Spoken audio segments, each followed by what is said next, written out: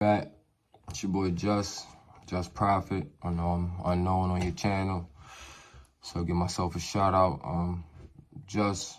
Shout out. I'm from Jersey. Got my own little Instagram. You can come check me out, see what I'm doing Monday through Friday. I give out free pics. I also got my own private Discord. It's up to your own discretion, of course. But my Instagram page, I do a little Monday through Friday. I run my own little thing. Every day is a different type thing. Moneyline Mondays on Monday. Wednesdays, like today, we do whatever wins. So no real preference. I just take the picks I like. Days like Friday, I do first quarter Fridays. So I also take some props probably every day, some parlays, mix it up. But for the most part, I'm in there every day. Shout out to you, Matt, and tell me and everything you got going on. I've been peeping the channel for the last week or so. I see you be killing the money line and them picks, so I definitely appreciate the invite, and we can keep bumping heads and steal some of this money from Vegas, hopefully. But I'm gonna drop a prop tonight for the channel. The first prop I'm going to is in the Pistons and the Kings game, man. I'm taking Jaden Ivey over 14.5 points. It was only available on FanDuel earlier when I was looking. DraftKings didn't have him at all. ESPN Bet, those are the three books I play with. ESPN Bet had his name up there, but their even money bet was at 17.5 points versus the 14.5 on FanDuel. So that was something to look at for sure. But then I really taken it because Jaden Ivey's been playing pretty well. I think even though the Pistons have been having their struggles, Ivey's been doing his thing. He's been finding his rhythm a little bit. I think him and Monty have figured out their little minutes and usage situation. I think the biggest outlier always is if Cade Cunningham is playing or not, which I think tonight he's going to sit out, which I'm hoping he does. Not to say that I hope he's hurt or anything, but I know he's on injury management. And Ivey's a lot better. He takes way more shots with Cade out the game. About 17 in the 10 games Cade hasn't played versus the 11 he's averaging for the season. In his last 10 games, he's over this line in 7 of 10. And he's averaging about just under 19 points in those last 10 games. They played the Kings on January 9th, and he finished with 22 points, 5 rebounds, and 6 assists. That's pretty good numbers, but with or without Cade, I'm really not worried because even if Cade plays, Ivey will line up at the shooting guard. And the Kings have been giving up the 3rd most points to shooting guard over the last 30 games and the most threes in the NBA. On the season, they're giving up the 7th most points to shooting guard, but in both of those splits, it's over 20 points allowed. And his line is only at 14.5. Ivey's more than capable. He's just in a weird spot, in my opinion, and the Pistons aren't that good. I don't know. If you paid attention in the beginning of the season, Ivey was on the bench a lot. His minutes was low. His minutes were weird. And I personally was watching because I thought the Pistons were going to be a lot better this year. But either way, the last 3 of the last 5 starting shooting guards versus the Kings have gone over.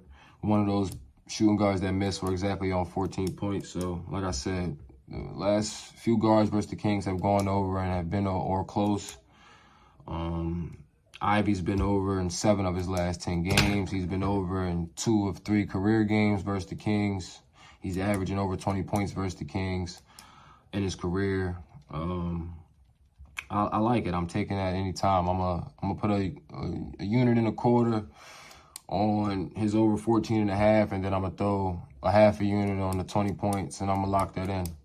Another prop too. I'm looking at in the Raptors and the Hornets game.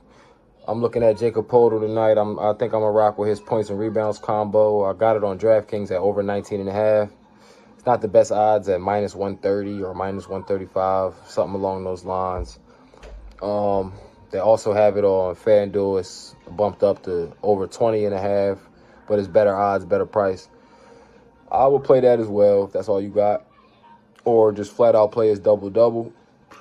That way, if he crashes out on 10 and 10, you don't miss out. You know what I'm saying? Because if he gets 10 and 10 and you take the over 20.5, you don't get paid. But either way, he's up against Charlotte tonight. Charlotte has been horrible versus the center all season. All season, they've been pretty much first in points allowed to center. They're still first in points allowed to center over the last 30. They're third in rebounds allowed to the center over the last 30. I definitely like this spot tonight versus the Hornets for Jakob Poeltl. A little bit of concern is he's not a scoring big man. He's not, someone that's going to go out here and take 15 to 20 shots. But I think he'll get easy open shots all night.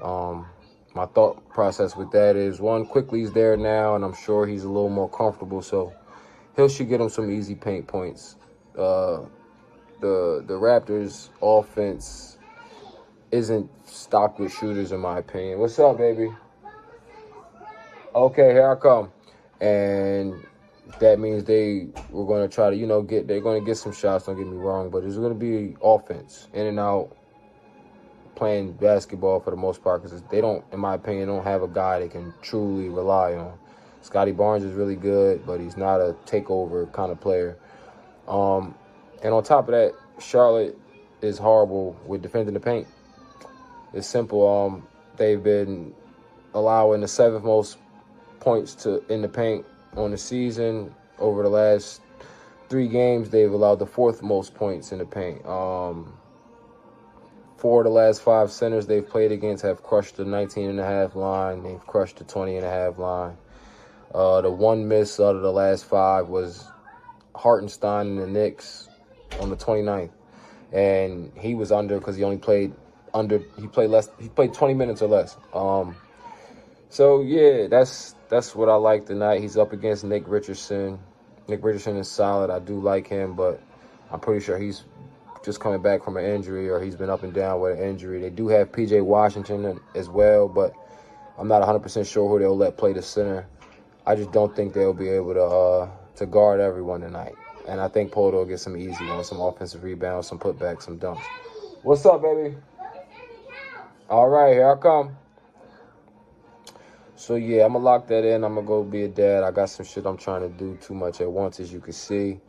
But, yeah, if I didn't get it all out, over 19.5 on DraftKings. Charlotte is horrible defending the paint. They're top 7 in paint points allowed on the season and over the last 3 games. And they're 3rd at home in paint points allowed. Charlotte's allowing the most points to center, the 3rd most rebounds. And on the last 7 games, Poeltl is averaging 21.5 points and rebounds. So he's definitely been around that number. I think that's due to the trade.